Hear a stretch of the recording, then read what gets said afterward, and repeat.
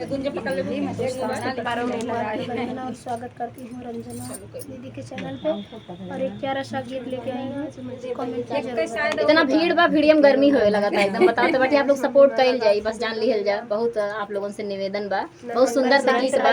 जैसे सुंदर का हमार वंदना बहनी बाटी वैसे सुंदर के गीत ले हमन के सुनावे जाता थी दोनों जनी, मतलब 4 जनी बाटी तो जनी लगता नहीं है।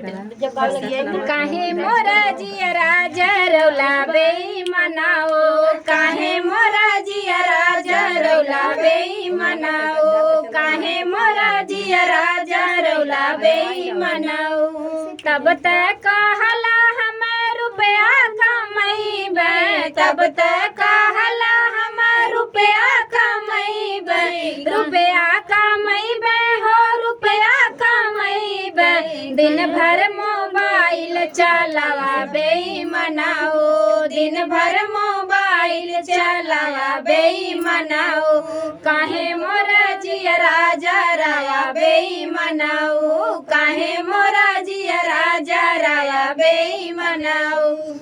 तब तक कहला हम नथिया गढ़ैबे, तब तक कहला हम नथिया गढ़ैबे, नथिया गढ़ैबे हो टीका गढ़ैबे, नथिया गढ़ैबे हो टीका गढ़ैबे। सारा जेवर बेच खाला बेईमानाओ, सारा जेवर बेच खाला बेईमानाओ। काहे मोरा जियरा जरौला बेईमानाओ, काहे मोरा जियरा जरौला बेईमानाओ, काहे मोरा जियरा जरौला बेईमानाओ। तब तक कहला हम नशा नहीं करबै, तब तक कहला हम नशा नहीं करबै, नशा नहीं करबै हो नशा नहीं करबै।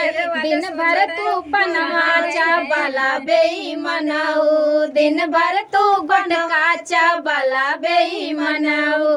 काहे मोरा जियरा जरावा बेईमानाओ, काहे मोरा जियरा जरावा बेईमानाओ। जरावा बेईमानाओ, जरावा बेईमानाओ, जरावा बेईमानाओ, जरावा बेईमानाओ। काहे मोरा जियरा जरावा बेईमानाओ, काहे मोरा जियरा जरावा बेईमानाओ। तो भर भर के प्यार दीजिएगा, आशीर्वाद दीजिएगा, दुलार दीजिएगा मेरे प्यारे मित्रों। बहुत दूर से चल करके आए हैं, जान लीजिए गोरखपुर की नगरी से चल करके जौनपुर की धरती पर आए हैं, इस कलयुग के गायिका के पास। आप लोग उद्धार कीजिएगा मेरे मित्रों। दीदी कलयुग की गायिका है, आप लोग से रिक्वेस्ट है दीदी के चैनल को सपोर्ट करिए, आगे बढ़ाइए।